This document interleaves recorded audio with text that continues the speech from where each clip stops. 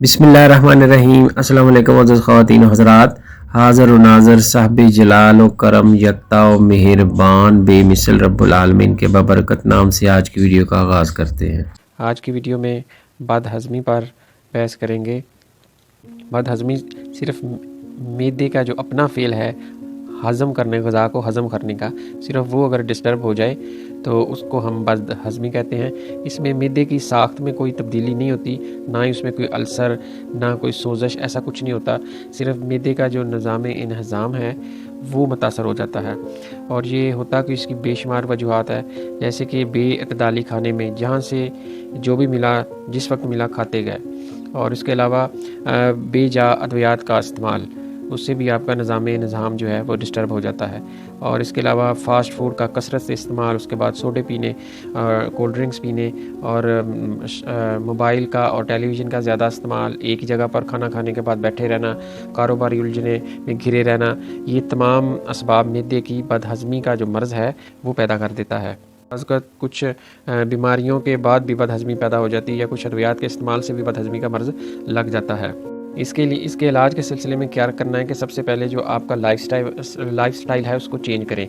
खाना खाने के बाद वॉक करें, और खाने के बाद पानी नहीं पीना, खाने से पहले पानी पिएं या खाने के दरमियान में थोड़ा सा पानी पी सकते हैं। उसके बाद तकरीबन 3 घंटे तक पानी नहीं पीते, और जब देखें कि 3 से 4 घंटे में ग़िज़ा मुकम्मल हज़म होकर आंतड़ियों में चली जाती है, उसके बाद आप तकरीबन 3 घंटे के बाद चाहे 4 गिलास पानी पी लें, आपका निज़ाम ख़राब नहीं कभी नहीं होगा, और आपको गैस कब्ज़ की शिकायत भी नहीं रहेगी। जो पानी में खाने के दरमियान में या खाने के बाद में पानी पिएंगे, उनको ये बदहज़मी की और गैस कब्ज़ की शिकायत रहती है। इसलिए ये आप इसका ज़रूर ख्याल रखें पानी का, और पानी बहुत ज़्यादा ठंडा ना पिएँ। बाज़ लोगों को जब बदहज़मी होती है तो वो पूछते हैं कि अब बदहज़मी में कोई ग़िज़ा हज़म नहीं हो रही, खट्टे डकार आ रहे हैं, तो इसमें क्या खाएं?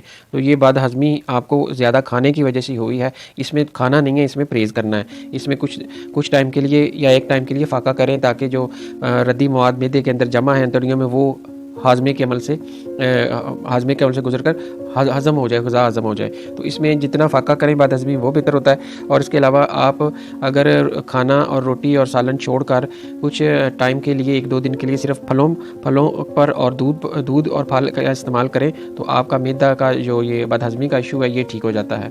को एक छोटा सा नुस्खा बता देता हूँ, लेकिन ये ख्याल रहे कि अगर कोई मैदे का अपना मर्ज़ नहीं है, यानी कोई जलन या मैदे में दर्द या अल्सर या ज़ख़म कुछ नहीं है मैदे में, सिर्फ बदहज़मी की शिकायत हो, तो तब ये आप नुस्खा बनाकर इस्तेमाल कर सकते हैं।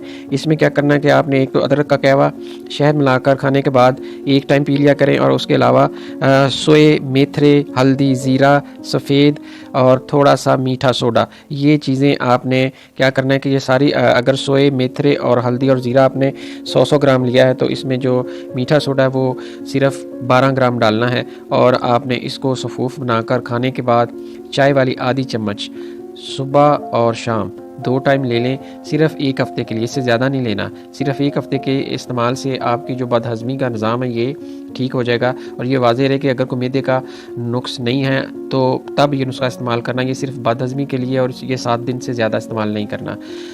ये थी जी बदहज़मी के मतलब इन्फॉर्मेशन। दुआ में याद रखिएगा। इंशाअल्लाह ताला मिलते हैं किसी नेक्स्ट वीडियो में। अस्सलामु अलैकुम वरहमतुल्लाहि वबरकातुहू।